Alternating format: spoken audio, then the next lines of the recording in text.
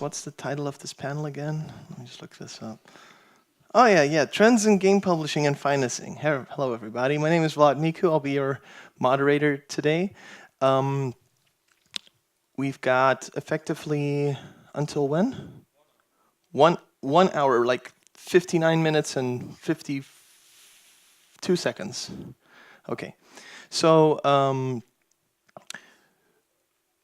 my name is Vlad Micu. I'm a consultant for small to mid-sized game developers, mainly focusing on biz dev and marketing. I was born here in Romania, actually, so it's great to come back and see that there's a critical mass of developers that have now, are now doing their own thing, aside from, of course, all the awesome developers working at the big companies here. It's really nice for me to come back and see what's been going on, and I have these lovely people with me here, one local and two fellow peers from the international game industry. I'll leave it to you guys to introduce yourselves. So, Matthias, if you wouldn't mind I'll start. starting. I have the mic. Yeah, you got the mic, so you're good. You got the power. Yeah. So hey, I'm Mathias from Tilting Point. So we are a mobile free-to-play publisher based in New York and Barcelona, and I'm the GM for the Barcelona office.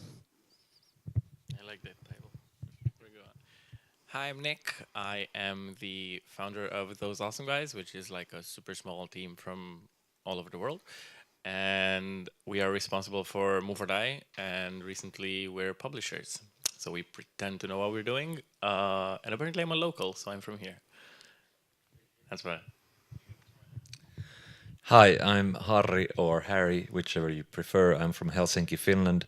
Long-time gaming entrepreneur, angel investor, and soon-to-be founding partner of Play Ventures, which is a brand new early-stage gaming venture fund, and we will be investing into gaming studios globally. Looking forward to the discussion. Yeah, one thing I forgot to mention, but my T-shirt might have already revealed this. I also, one of the clients that I work with is Nutaku, who has, of course, an office here. Hey guys, seeing team members. That, of course, has 120 people here in Bucharest. So a lot of people think like, oh, they're based in Montreal, but of course all the blood, sweat, and tears of running that business is actually here in Romania. What a surprise. So before we get started, of course, me and the panelists have had an opportunity to just catch up briefly before starting this panel, and we were just curious to hear like what kind of people are in the audience, just so we can like better cater to your needs and to your level of knowledge on these topics. So how many people do we have here that are active in big game studios with, we won't tell, but with potential aspirations of starting their own thing sooner or later? Raise your hands. Okay. How many people are running their own game companies at the moment with the aspiration of getting funding and or investments? Okay, cool. And any students? Okay, coming in early. That's very good. I wish there were more students, to be honest. But thank you for braving the second day post-party hangover mode. I was actually up at 8 a.m. already with this crazy Finnish friend of mine doing sauna, so we're pretty freshened up, surprisingly. Considering the fact that we have quite a varied audience here, I think it's interesting to start off with the fact that one of the things that I've personally noticed, having been born here but having lived in the Netherlands and now kind of coming back for the first time in a few years, is that there seems to be a very kind of tradition for people to start in big companies here, kind of self-explanatorily. Most people are self-taught. There's, of course, not a lot of educational institutes that are like, hey, we're offering a game design program. So most people are starting in QA, which, of course, is a very honorable way to begin in the game industry. A lot of people have in the past all over the world. And so we're seeing people kind of start up their indie status following, a while in bigger companies, which I think is great. I think that's the way to do it. There was an article recently published a few days ago on GameIndustry.biz where the kind of notion was to maybe stop encouraging indies that kind of start straight out of college with a 3-year degree in game design. But you guys don't have that problem here, so we don't even have to talk about it, right? So one thing I wanted to start off with the panelists is, guys, what has been your first impression, or your, in Nick's case, your recent impression of what's been going on here, Harri, Mathias, based on also the kind of games that you've been pitched here at the show the last couple of days? Oh, thank you so much.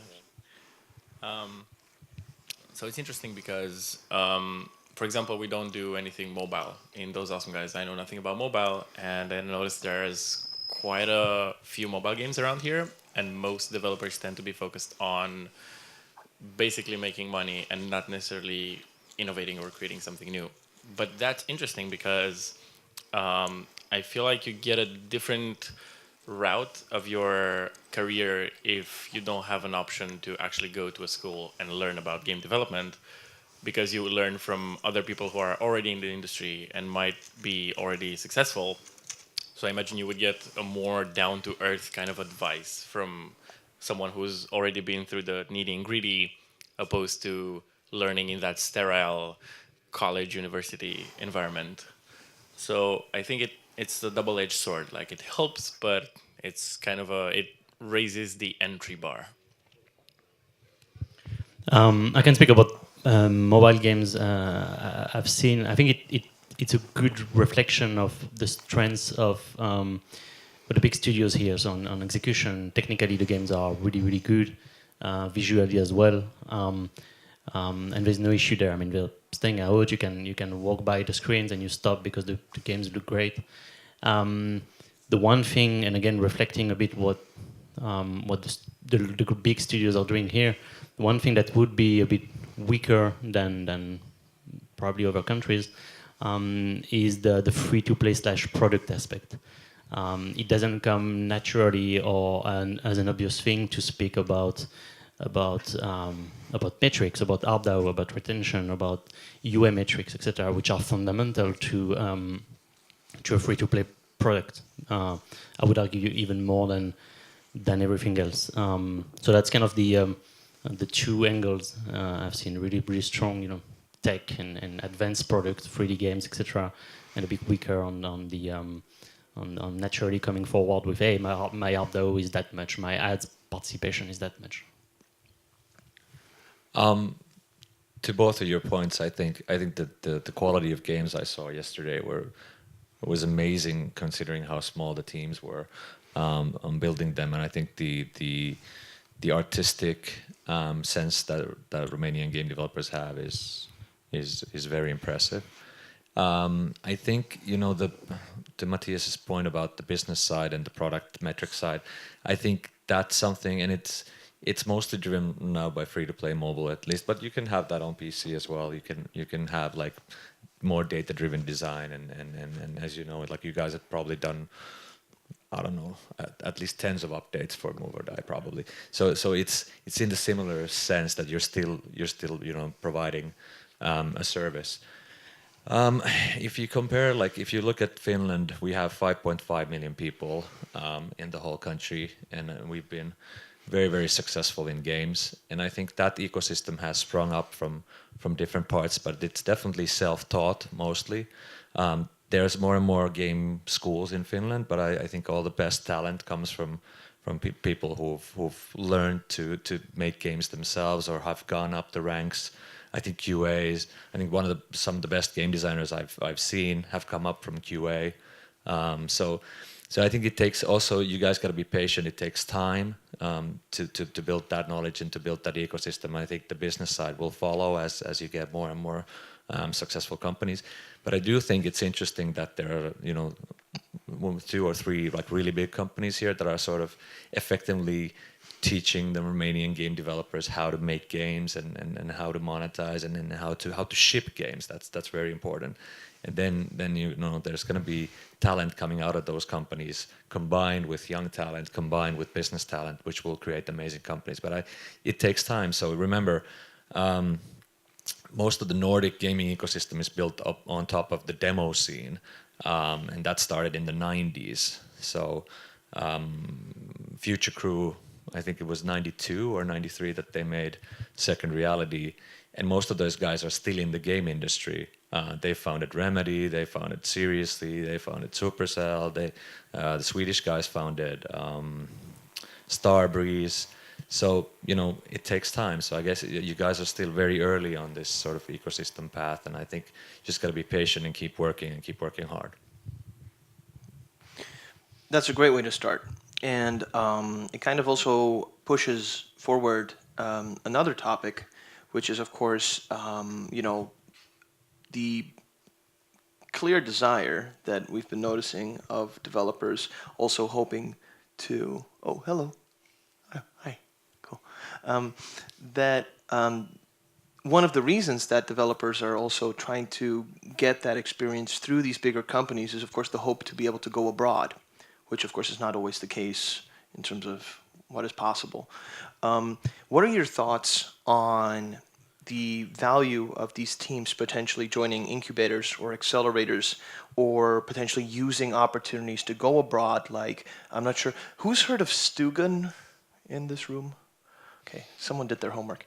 Stugan is a initiative by the Swedish game industry, funded by the Swedish game industry, to invite international indies, usually teams of 1 or 2 people, which are most of the teams I've met here.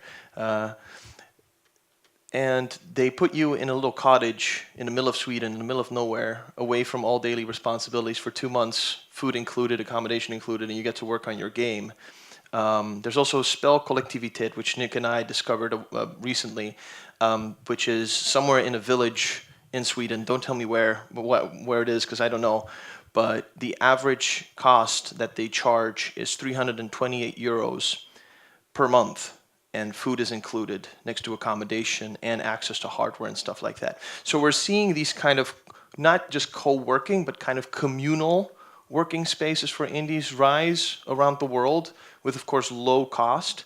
Harri, you were also responsible for the XR accelerator in Helsinki. You have had some foreign teams as part of that as well. So what are your thoughts on those opportunities specifically, in terms of people getting out there, getting knowledge, getting networking, potentially funding?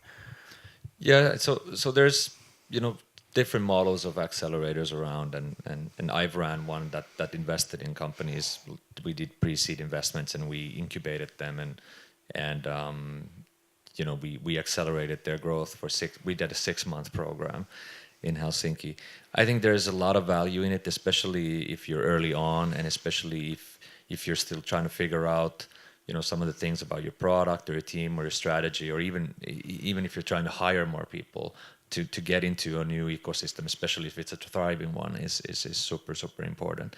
And I would say it depends on the length of the accelerator. I mean, Stugan is only a couple of months, right? So there's probably not that much you can do in terms of the game, but in terms of the ideas and the conversations and the relationships you're going to build throughout that time are immense. That value is completely immense.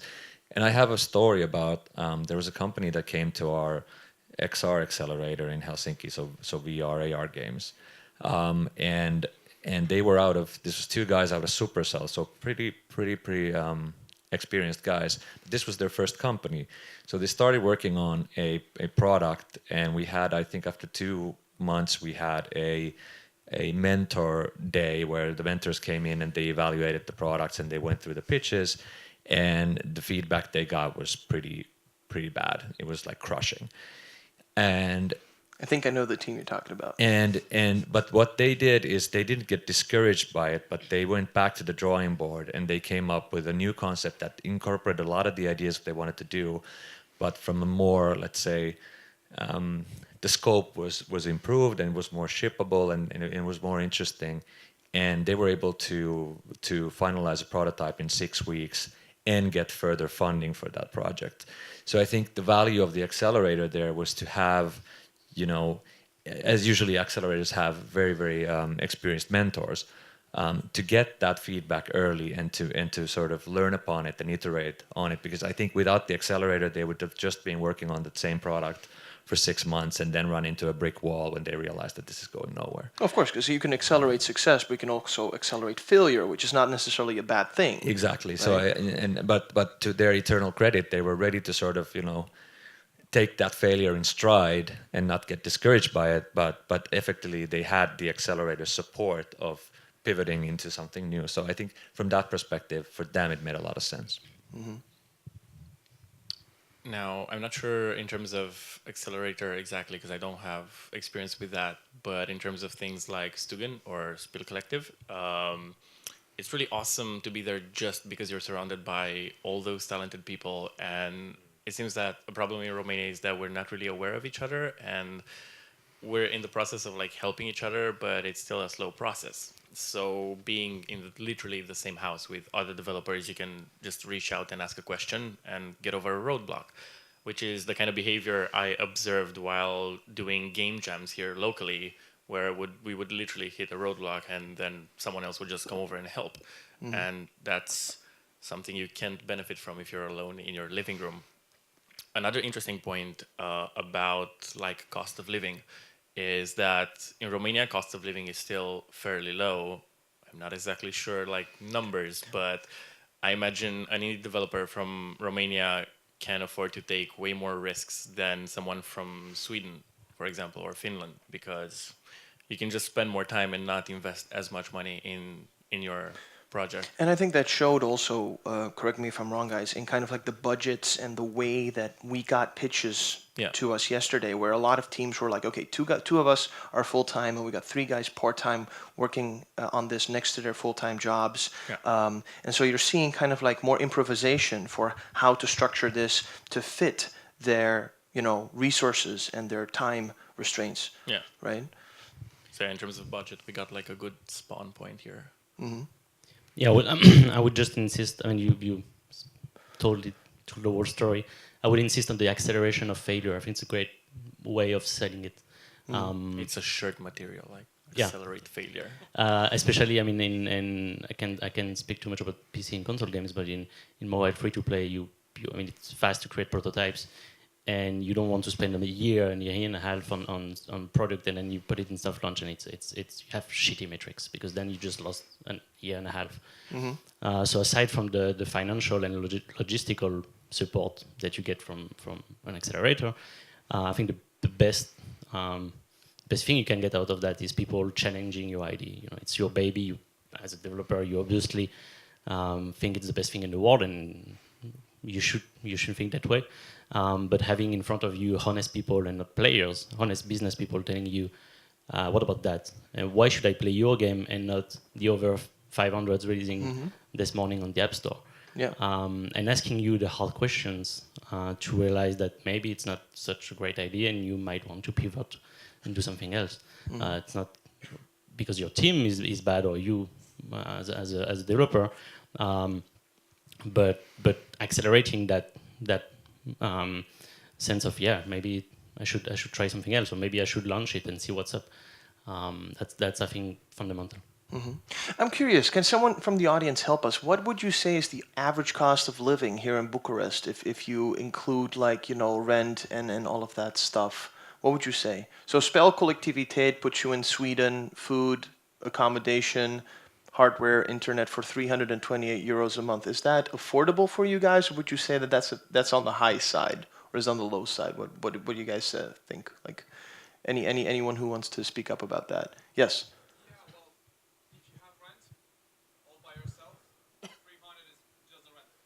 300 is just the rent. Yeah, I mean, this is Bucharest, right? Let's be honest. Oh, yeah, which is still better than just having that be the internet in like Seattle. So. Yeah. So there you go. So actually, it's ridiculous, but you might actually have a better chance working in Sweden on your game than here in Bucharest, right? So that once again shows, I think the value of what Nick also mentioned, but based on what Mathias also said, it kind of also ties into, both the state of your game, right? Because you mentioned free-to-play mobile, but as Harri also said when we were discussing our panel, like live ops, keeping your game alive, having constant updates like Nick has done with Move or Die, that also changes things, right? So when we look at it from a publisher's perspective, when we have all of these situations, like when should these guys start talking to you? When it's like early concept, when they're almost finished, right? I mean, the games that we saw at the pitching were effectively pretty far ahead before they talked to us. So that kind of puts it into the same situation that you had, Nick, when you saw Monster Prom. Can you kind of elaborate on what your position is on finding a game when it's pretty much almost ready to be published? I mean, it depends on what the developers are looking for, and that's also a super important thing, to be aware of what you actually need and what you're not capable of doing, or what you would rather focus on. Instead of spending all day posting on Facebook and Twitter, you might as well actually focus on development and have someone else do that. So I imagine if you go very early in your development process, you might be more looking for things like funding and like a heavy focus on actual funds, opposed to being 2 or 3 months away from release, which your focus should be on like influencers and actual marketing with a less focus Or on user funding. acquisition in the case of free to play, right? Yeah. Yeah.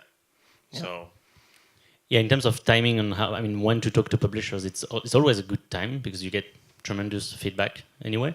So it's always a learning. It's free advice almost.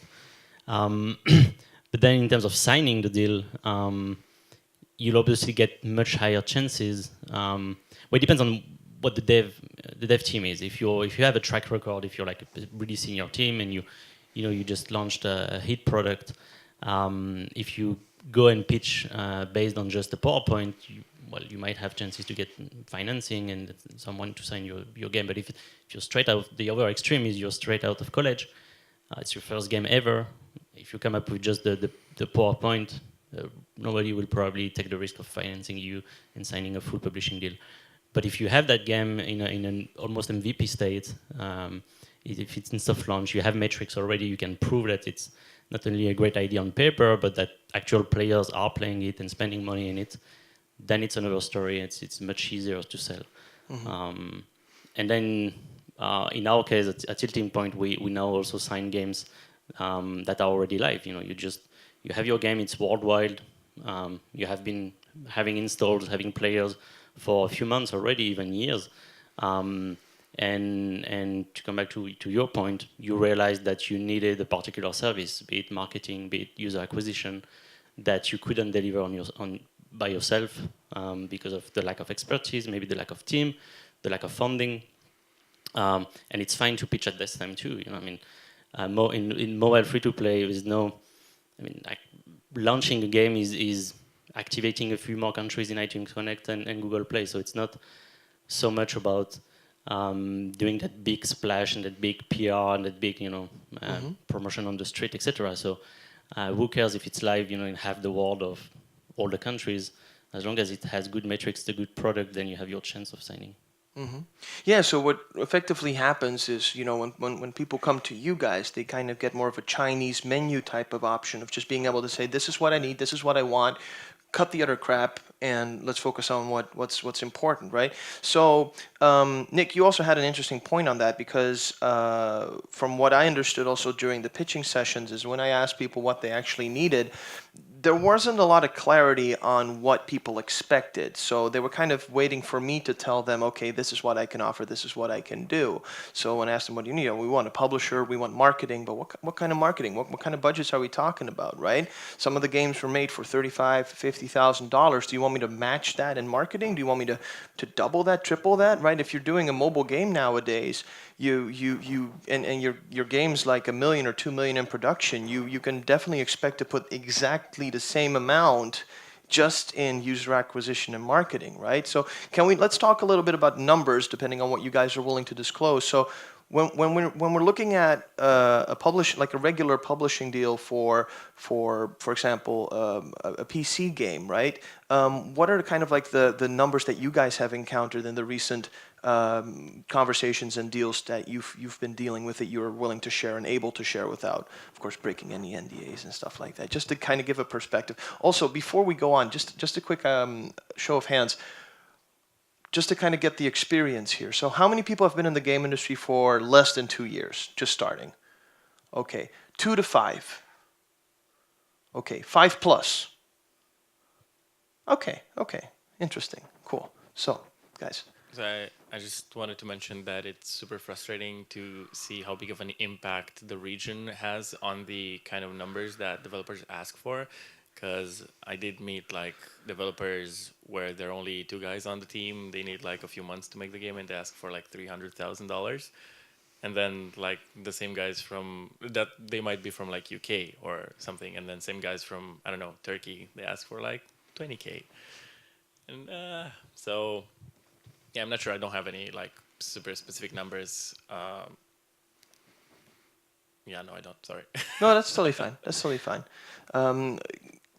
Matthias, do you have any recent examples that you're willing to share about, like, for example, the Chinese menu, how the deal was tailored based on what people needed? Yep. I mean, first to answer the question of why it's even important to think about that. You might have, you might have a team of, I don't know, 20, 15, 20 people, and half of that works, for example, in marketing. They do some activities related to marketing. And you go to a publisher and you don't know what you want. You just know you need a publisher, and you sign the whole menu. You have everything. And very soon you'll end up having your team doing the same activities as the publisher's employees. And that's when the friction starts, because you're working on the same turf, you're working on the same things. They might do an icon for you for the game, and you're also doing an icon, and obviously you think your icon is better. And how do you discuss about that? And you're just duplicating work, and it's a loss for both companies.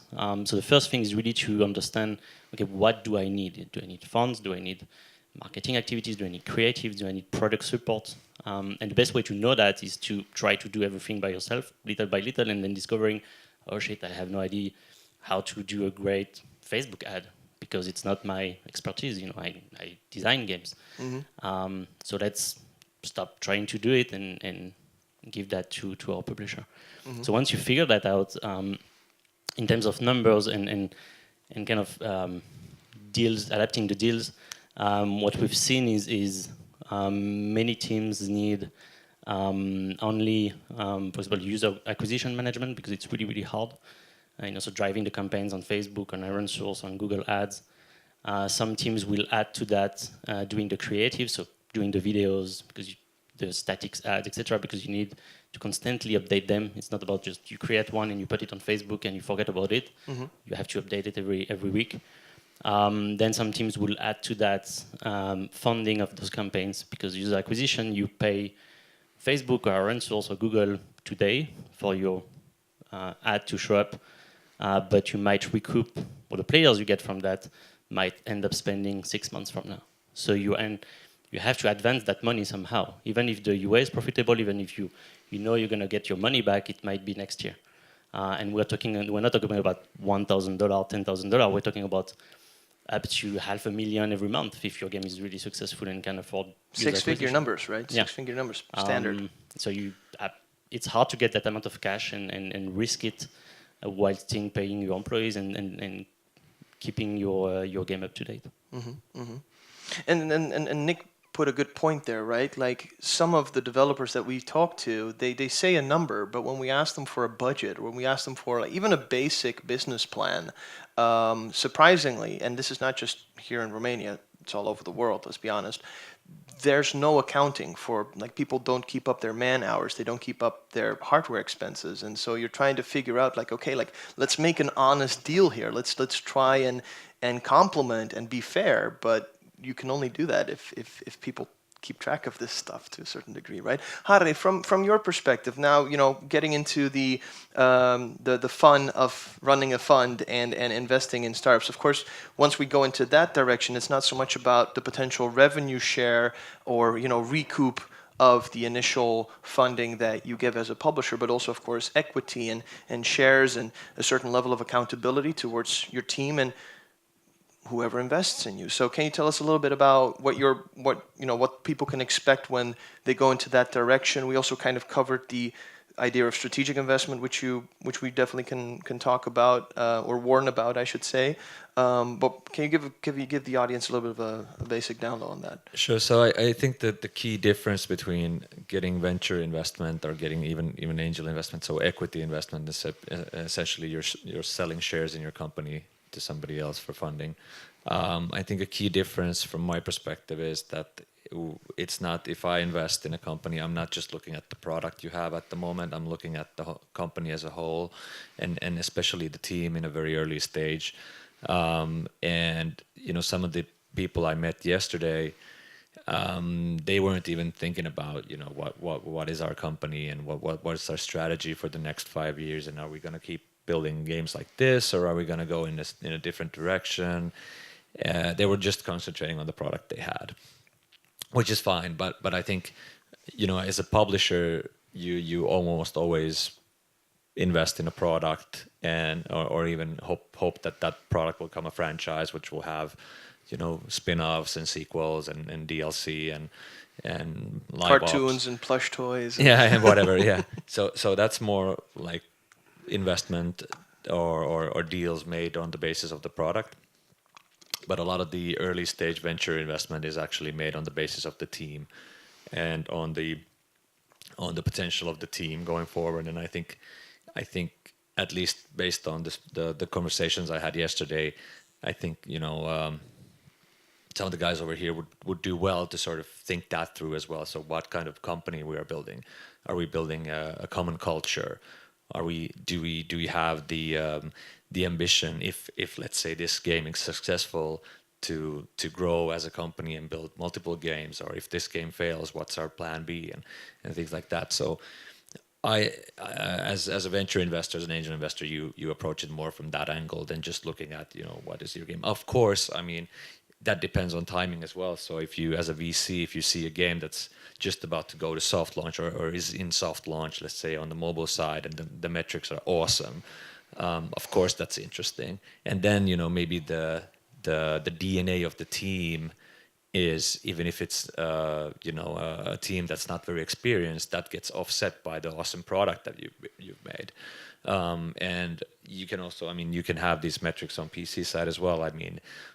We've been top on Reddit, our games or our gaming for the last, every time we put out a GIF on Twitter, it gets 1,000 retweets. So there's plenty of sort of metrics you can look for in terms of traction that then maybe offset. So I like to invest in teams that have worked together before, have a certain experience, have shipped games together. But obviously there's always the outliers. We discussed about teams straight out of school. There's a mobile developer publisher called Fluffy Fairy that came out of Berlin, and those guys literally came out of school. And now I think their run rate is about 50 million a year with their idle games. So that happens too. On paper, it was a relatively inexperienced team that just found the right kind of product for the audience they were looking for. So but I would say as a general rule, equity investors usually look more for the company DNA and the founder DNA and the team DNA than just pure product. So this is an interesting kind of crossroads in the conversation that we've had till now, because we've been talking about, investing in a team or a company versus investing in a product. Now, one of the things we were discussing in the prep was also strategic investment. That's usually when a company with an agenda, let's say a bigger publisher, let's say a Chinese publisher, invests in your startup, but it effectively also locks you down. So before we go into more of the conversation about how we can combine these two investment things, what were your thoughts on strategic investments, Harri? What would you say up to people if, for example, a telecom company or someone with a personal agenda comes to them to invest? So what I've seen, especially in the mobile space, is that if you get interest from strategics early to invest in your company, effectively that locks you down into a certain path with your company. So let's just take a big name. Let's say Tencent approaches you and is very psyched about your game or product, and they want to they want to invest early. So you've just started, or you're super early, and they want to invest. They want to own 40% of your company, and they can pay a lot of money for that, and they can effectively give you a massive runway to work with. The only issue there is that effectively if you're ever looking to exit your company by selling it, the only place you can really sell it is to Tencent, which might not be the worst place to sell it to, but effectively you're sort of locking down your future. And I have seen cases where companies, startups have taken strategic investment very early, and effectively they've relied on the strategic investor to keep on investing, to follow on, and to keep on funding them. And once that, if something happens, and it might be even a very small thing, like, you know, the guy you used to work with leaves the company and there's a new guy, and he's like, well, we're not going to invest in this anymore. Effectively, that's the end of your company, because nobody else is going to invest after you've had a strategic go super early. So I would say, you know, in those cases, and of course this is sort of a great problem to have as well. If people are, if your strategic is interested in you, then you're doing something right. But if you ever get to that position, you've got to ask yourself that is this the right move for the company long term? But usually, you know, those investments also carry some sort of buyout clause, so that effectively there's a way for you to sell the whole company to the strategics.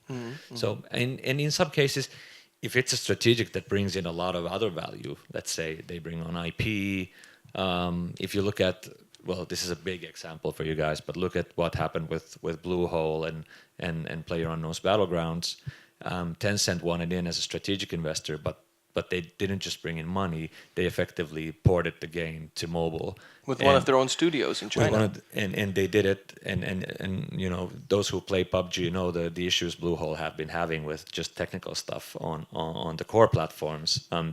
The value that Tencent brought as a strategic was that they effectively like could take that game, port it in 3 months to all mobile platforms where it works very nicely. So, and it makes more money. Yeah, so there's a lot of value add when the relationship works and when it makes sense. But I think it's just something, if you ever get to that position, just be careful and be very recognizant of the potential like pros and cons. And that's a good way to bring it to the other panelists, right? Because there are also good sides to it, right? I mean, there are opportunities where, for example, investors and publishers can come together.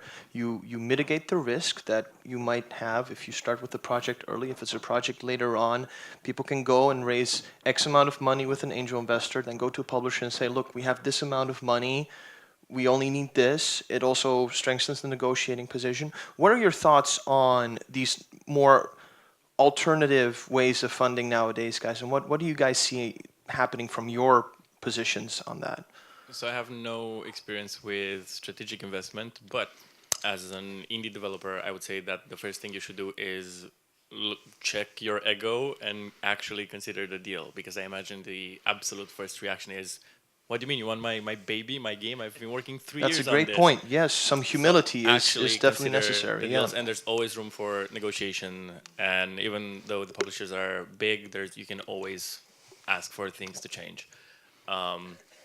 But in terms of like investing in teams, even if you don't actually get a percentage of the company, even in like one-off publishing deals with a specific game, there tends to be a right of first refusal clause in there regarding like a sequel for the game or like any other game that... Can you elaborate on what that means for the people who might not... So the right of first refusal is when the publisher basically add something in the contract that you as the developer, you have to go to them with your next project or the sequel to that game and basically negotiate with them in, what's the word, in good faith. In good faith. Yeah. And just to give them like a heads up before you reach out to other publishers. And there might be more harsh clauses about, for example, I've seen in a contract that if you deny their offer, you can go to different publishers, but you cannot accept an offer better than what they offered you. So that's kind of a catch-22. They can match the better offer. Oh yeah, that they can match the better offer. I'm not sure if this is standard or not, but I've seen it in quite a few contracts. No, it actually happens quite a lot. So you find the other offers, and then they kind of have the second right of first refusal to elaborate again if they want to do it. Yeah, no, it happens. Just to talk about the compatibility between VC funding and publisher. I think it's absolutely compatible. It depends on when do you need the money and what do you need the money for. So let's take an example. You're just starting your little studio and you need funds to get starting and be in an office and pay your salaries, etc. Then you might very well be better off with a seed investment with a VC. And then you get your game. It's developed. It's live, and then you need to fund your marketing effort, for example. Then it's a good time to go to a publisher because that's what the money is used for. So again, asking, okay, I need money, but why do you need the money? For what and when in your lifetime as a studio or as a product? Exactly, and I think risk is also a huge part of the whole situation, right? So when you look at, for example, a situation that one of my clients had recently, where they signed, which we haven't actually dealt with, but we have, we had people of Nintendo here, we had people from Microsoft, Eddie at Xbox here, and so the other option is, of course, to do a second-party exclusive with the platform, right? I think Harri has seen this. There's a lot of VR projects that have actually been directly funded by either Oculus Vive or Sony, right? And so one of my clients, Little Chicken in Amsterdam, they've been doing work for hire for a long time. I helped them for the last 2 years transition to their own IP. Their first ever own game to come out, both in retail and on PSVR, was an exclusive title with Sony. And Sony fronted the cash. There's, of course, a recoup in there, so Sony has to earn back the money. And after that, there's revenue share and, of course, exclusivity. So that's also an option for us to look at, right? And once again, it ties in perfectly with the other funding opportunities, because if you can if you want more money, you can go to the publisher, you can say, we've had these awesome talks, and you can, of course, then, make them either outbid each other or combine those strengths. Of course, there's exclusivity, but that's temporary, right? So based on everything that we've covered right now, we're down to 18 minutes. So I wanted to ask, if there's any finishing things you guys might want to cover before we go into questions,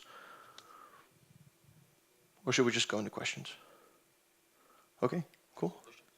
So any questions? We got 18 minutes left for personal, very valuable expert feedback to you guys. So does anyone have any questions about the topics we've covered? Anybody? Just for the record, if I consult bigger companies, I usually charge 200 euros of my time per hour. So if you have questions, just imagine how much money you're saving by asking me. And then let's not even talk about the guy who's got how many millions in Play Fund?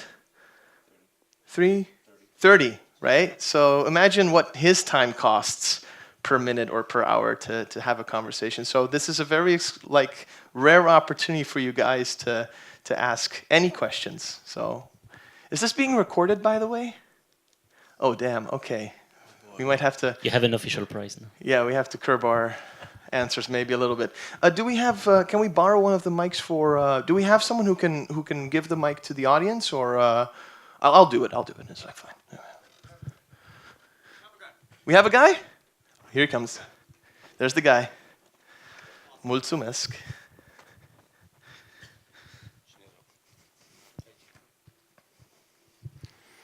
I have a question for Harri. So, when you found a studio, so you're funding development. Do you also fund marketing costs? So, are you willing also to fund big UA campaigns? Great question. I think as it relates to Play Ventures as a fund, our goal is to be a very early stage investor. So we probably go in at a stage where the team is still being built and the core team is there, the founding team.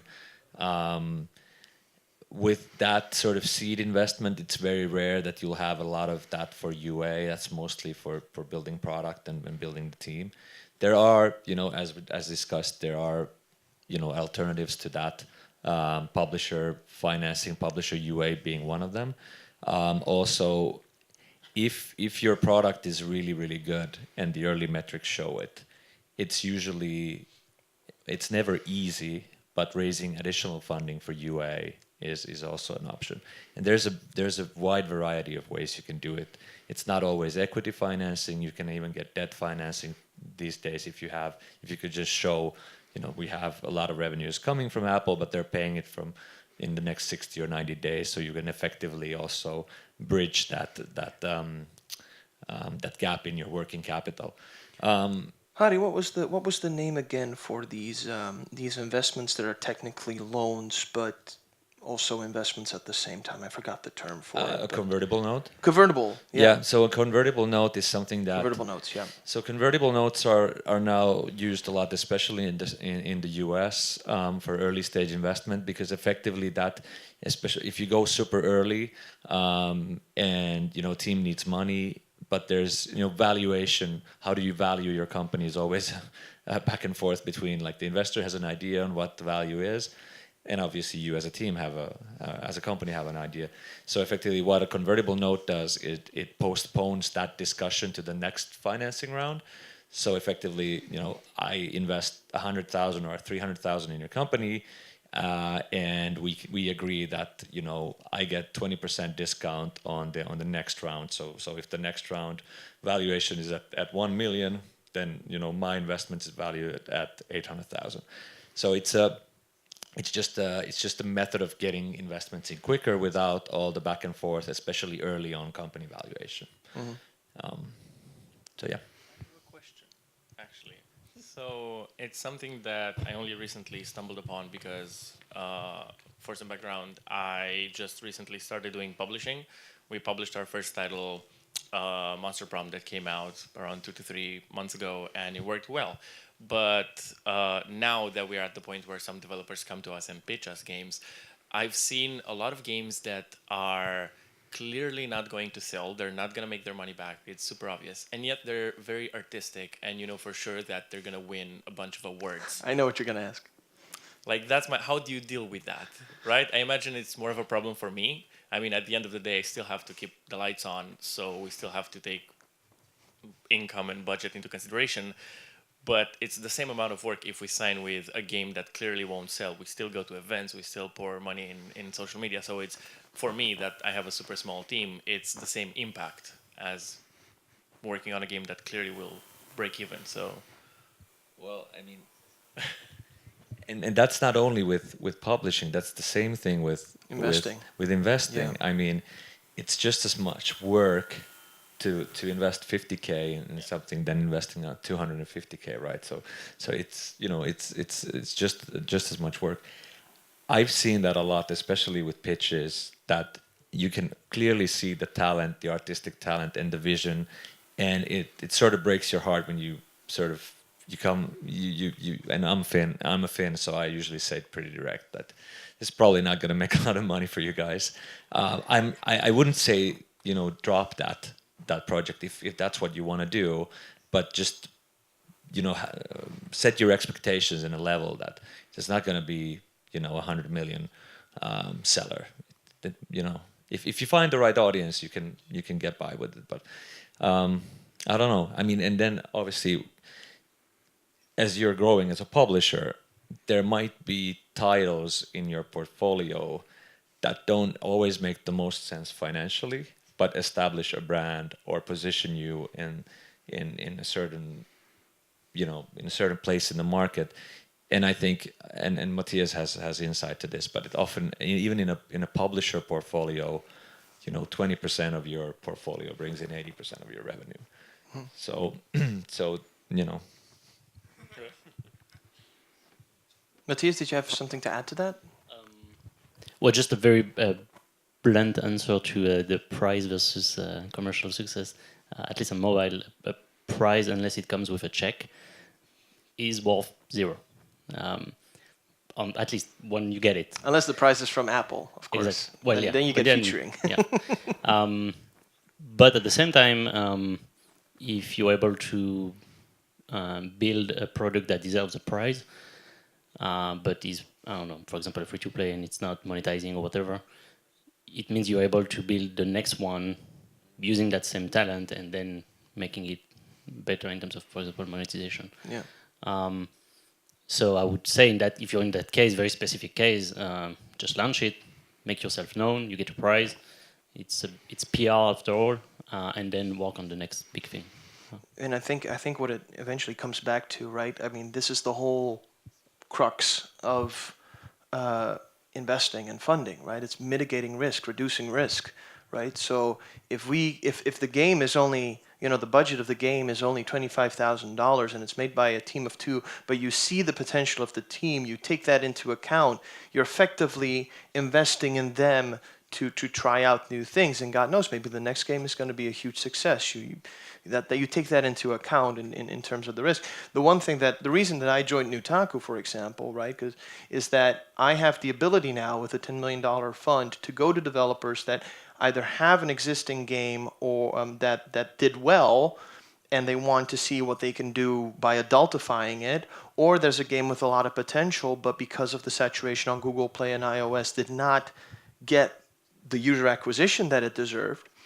And then you suddenly add boobies and you adultify it in a meaningful way, let's be honest, right? Like, one of the things I'm excited about is the female-friendly, the gay-friendly, the LGBTQ-friendly side of the projects that we're working on right now.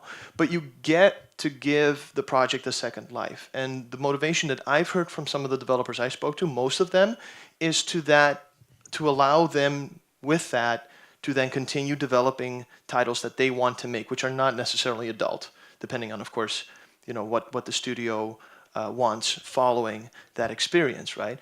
And so I think it's suffice to say that all of these alternative ways of funding come down to one very important thing, and that's finding out what you need, what you want, and just being creative and talking to people like ourselves so we can help you structure that in a way that fits your company, fits the country you live in, right? I think that's also a point that we covered. There are ways to register your company in other countries and allow your team to stay in Romania while your company is registered in a country. That makes it easier for people like Harri to invest, or console manufacturers and hardware partners to work with you, and so forth. Any other questions? Gentleman in the middle.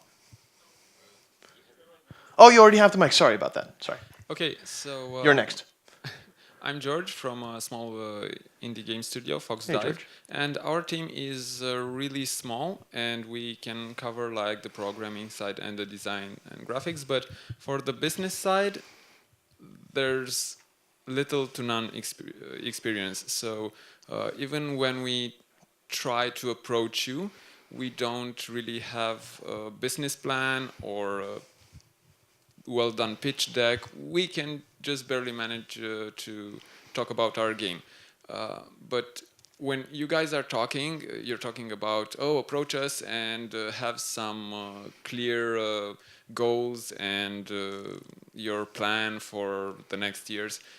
How do you think we could bridge that gap on the business side in our team? Try to find someone that just knows that, go to an incubator, or just approach you guys and say, we have no idea how to even talk to you about funding. If I may, and I'm sure the team can elaborate on this, the first step is acknowledging what you just said.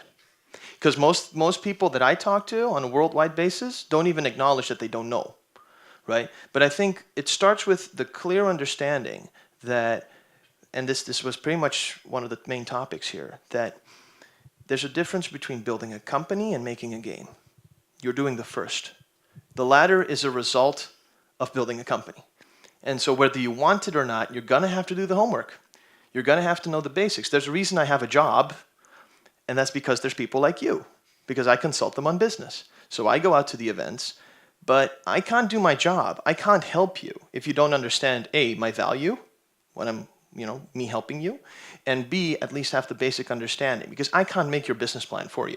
That's your team, that's your baby, that's your company. I can help you make it better. So that's just a matter of doing your homework, in my opinion. I'm not sure if anyone else has something to add to that, but when you make a game, you're effectively running a business. When you're running a business, that's part of it. It's inevitable. Otherwise there are alternatives to that. One example is remote control productions. I think Bogdan was somewhere here in the audience. And the other option is agencies, right?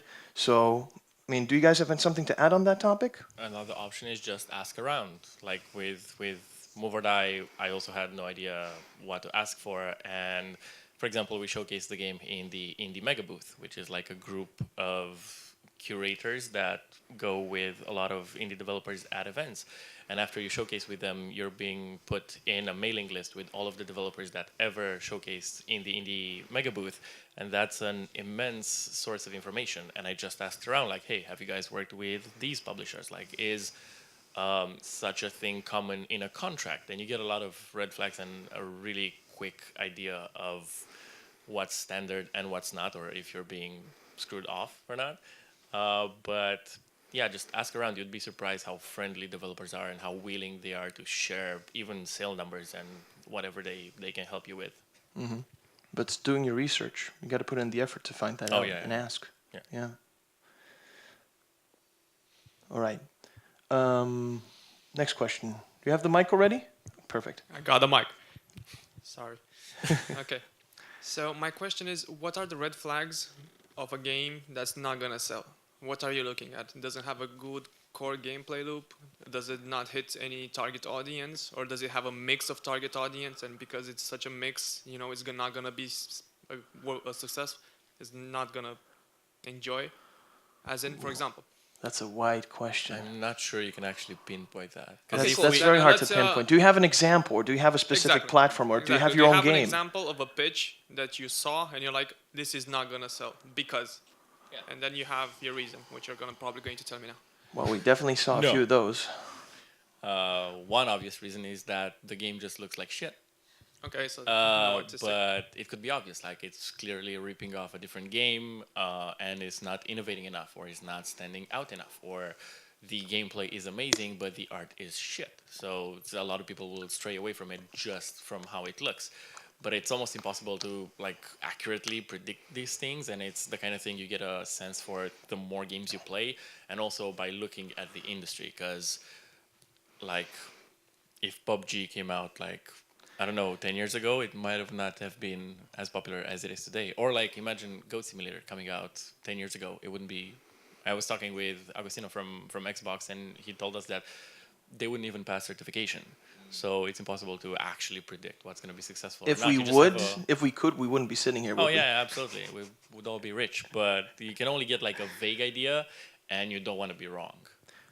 How did you have a feeling about Move or Die, if I may ask you? Like, so what kind of propelled you to... My strategy was, like, party games are popular, so I'm just going to make all the party games into one. So it kind of worked out. Just, like, put all the ideas from everywhere into one game.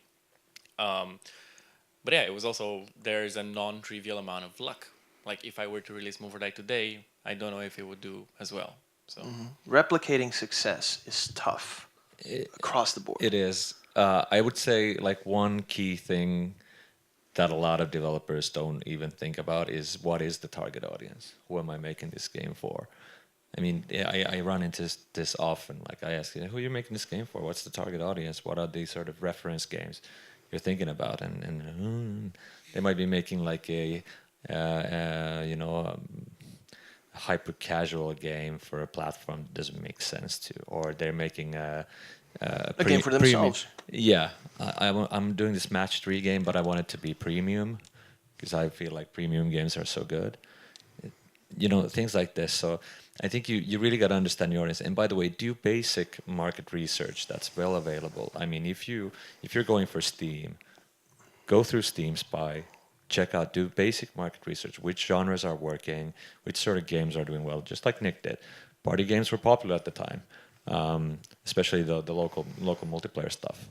And on mobile, you can go to Sensor Tower, you can go to App Annie. You can look around to see, maybe my game that has this, cyberpunk theme that I love.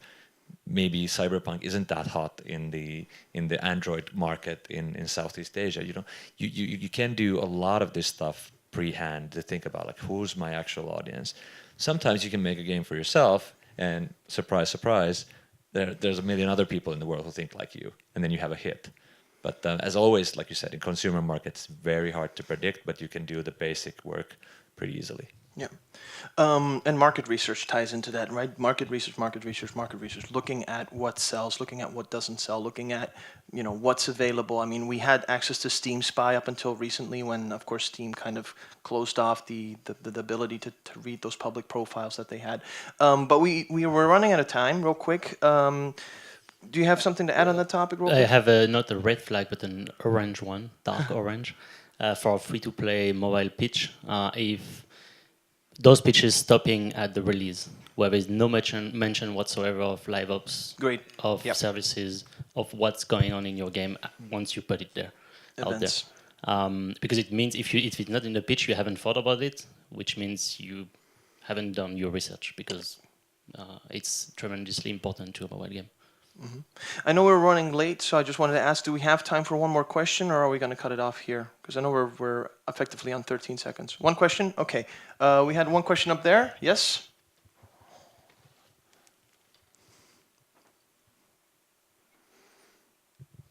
Hello, I'm Victor from Keep Interactive, an independent studio from Bulgaria. Welcome. And I have a straight out question. So we are developing a free-to-play mobile arena blower, and we are looking for a publisher. So one of the things that we consider as a thing that we need to solve is actually user acquisition prior to launch. So in order to have a real-time multiplayer game, you actually have... You need bodies. Yeah.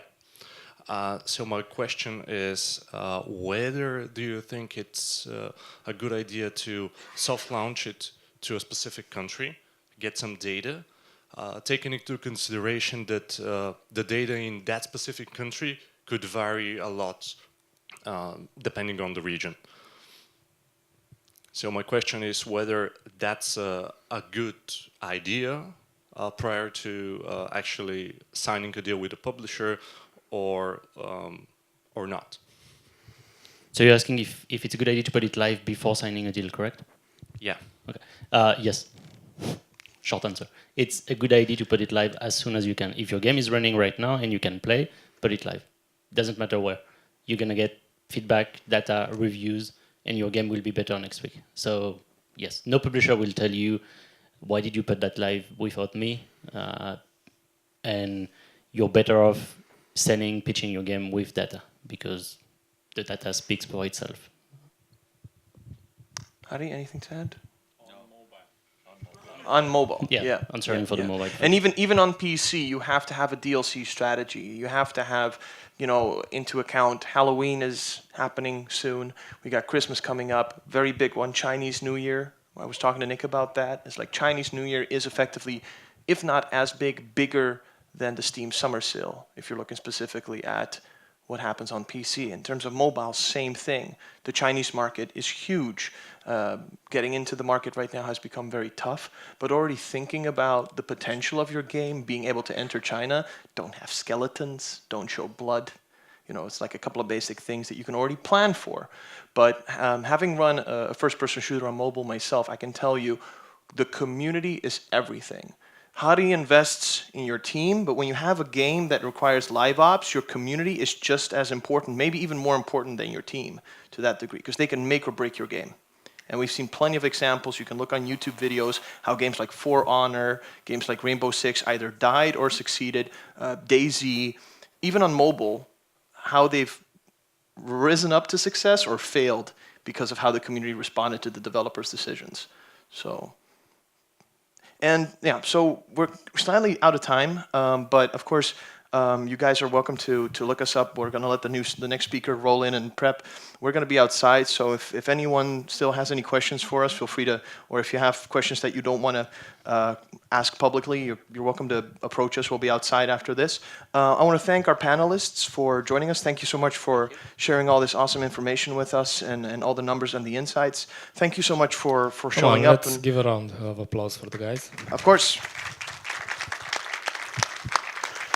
Applause for yourself. And of course, for everyone who's going to watch this video, I'm not even sure where the camera is because the lights are so bright. But yeah. We know that you are charging $200 an hour. Just. All right, cool. Okay, thank you so much, guys. the second part of the day is after lunch, so bon appetit, right? Yeah. Enjoy lunch. Okay.